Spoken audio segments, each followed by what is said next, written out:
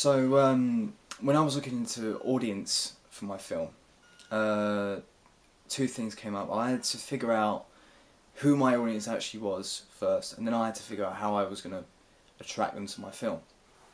Um, when I was looking for my audience, the first thing that I did was to just release a survey, and I didn't even let people know that were answering this survey what it was actually for. I didn't say it was about the film. I didn't say it was. I didn't say it was anything at all. I just let it out as a regular questionnaire. The things I asked were I wanted to know demographics, so I wanted to know age, and I wanted to know what sex they were, and then I wanted to know what kinds of technologies they use. So I put out a list of all the regular technologies that are used in today's world. So that included phones, computers, iPads,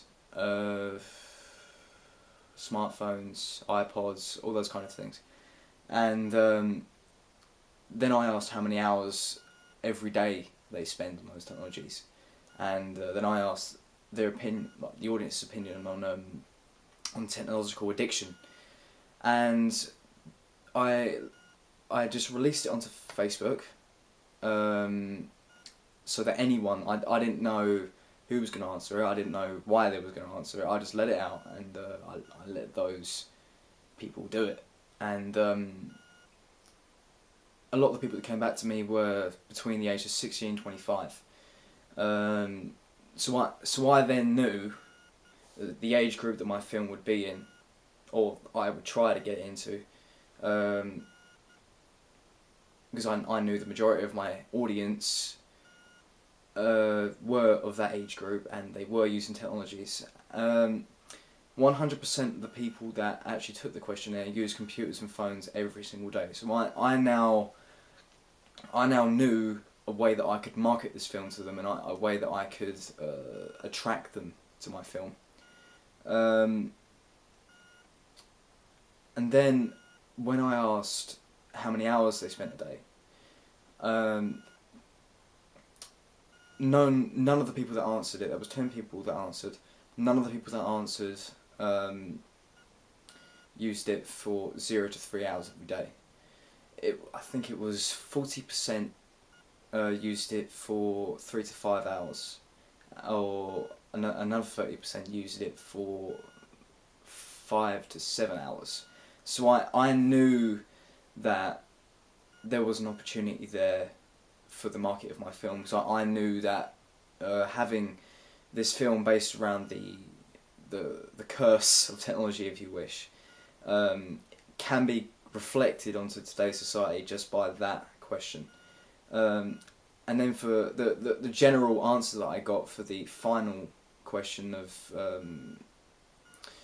what do you think about technology addiction, the general consensus that I got was that it was actually a huge problem, and a lot of people were very, very worried about it. And that was considering the fact that the majority of the people that answered my questionnaire were the ages between 16 and 25, shows that it isn't just old people that are freaking out about